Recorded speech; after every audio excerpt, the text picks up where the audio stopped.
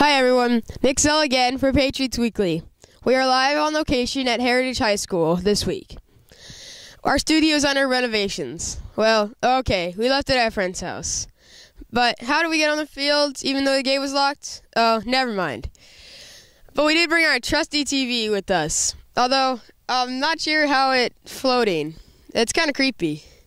Anyway, the Patriots went into Pittsburgh and came up with the short end of the stick. 42-20. I told you last week that that one of the guys the Heritage needed to keep an eye on was Faedo Vunipola. Needless to say, he ran all over the field with 226 yards. The defense just couldn't find an answer for this guy who just refused to go down. There were, however, some bright spots in the game. So let's jump into the top 10 plays of this week.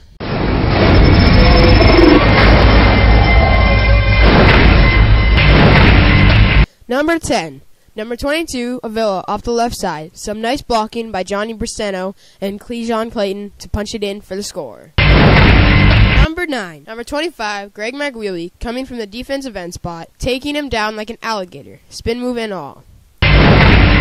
Number 8, Cutter under center, makes his fakes, rolls right, and finds senior Jeremiah Potty in the middle of the field for a key gain. Number 7, Catala and Ruel teaming up for the stop. The running back makes his way through the hole and boom! Catala meets him.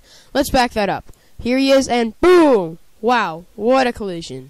Number 6. Cotter under center again, and he gets swallowed up by the entire Pirates defense. But somehow, some way, his line keeps blocking. He pops out and turns a sure loss into a 5-yard gain. Number 5. Number 14, Eric Smith on the coverage down the right sideline. The Patriots got flagged for holding on this one. But from what I can see, it's a nice play by our defensive back. Number 4, Carter handed to Clayton some razzle-dazzle down the sideline for a nice gain. Number 3, Ruelas teaming up again, this time with Jeremiah Potty, as Potty shoots through the gap and Ruelas grabs the QB as they both take him to the ground. Number 2, Cutter under center, pitches it to Clayton, going right, sidesteps and whoop! Makes the first guy miss, and boom! Catala levels the defender. Wow, back that up. Here's Catala, and boom! There goes the defender. Then it's off to the races for Clayton. Number 1. Number 3, senior Darren Woods had a great day. First, after number 58, Ada Shahady forces a fumble. Woods picks up the fumble and scampers down to the Pirates' 6. Next, coming from the left, he tracks down the running back and stops him at the line of scrimmage. Finally, coming off the edge, he tracks down the quarterback for a huge sack, followed by a little celebration. Nice play. One of the bright spots of the defense was number 3, Darren Woods. Nick caught up with him after the game. Take it away, Nick. Thanks, Nick. I'm here with senior linebacker Darren Woods. Thanks for joining me, Darren. You had 15 tackles, 2 fumble recoveries, and a nice return. What do you think the defense has to do to improve next week against Freedom? All I can say is we just got to come harder. Just come harder. Everybody, we made a lot of mistakes. I honestly don't feel like we deserve to win. We made too many mistakes, too many blown assignments. So, we just got to practice harder and come back next time harder. As a senior, what do you do for the younger players to keep them motivated? I just talk to them. I try to talk to them. Like I always had that guidance when I was, a junior, sophomore. So I try to do the same thing. They did it to me. I'm just trying to pass it down. Do you want to go to college after this year? Yeah. What colleges are you looking at? I'm looking at San Diego State, Sac State. I'm just testing out all my options. I'm not really looking at one specific college. I'm just, whoever looking at me, I'm here.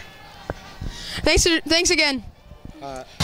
Even though they lost, the Patriots will have to move on to next week where they face Freedom High School. Freedom just knocked off Deer Valley, and this game is critical as ever. The Patriots have to win one of the next 2 games to make it to the playoffs. That's it. This is Nick Zell live from Pittsburgh High School. Back to you in the studio. So where does that leave the Patriots? They are still in the driver's seat as far as the playoffs go. Quite simply, they needed to win one of the next 2 games to get in the playoffs, and both to get a higher seed. Next up is Freedom, the bucket game, where the loser takes home the bucket. That's an interesting one. Anyway, Freedom is fresh off the victory over Deer Valley, who beat Pittsburgh last week. The key to Freedom seems to be this guy. Learn to dislike number 5.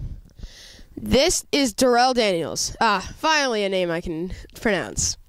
This guy does it all. Running, receiving, and is very good defensive back. Against Deer Valley, he was a key, scoring on a 4-yard run and making a key tackle and an interception late in the game. Naturally, they have more weapons than just Daniels.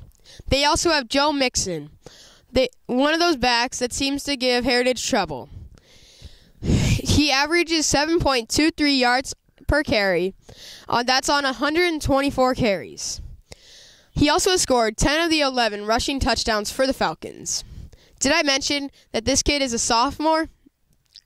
Can the Patriots win? I have no doubt. But the defense better get back its swagger.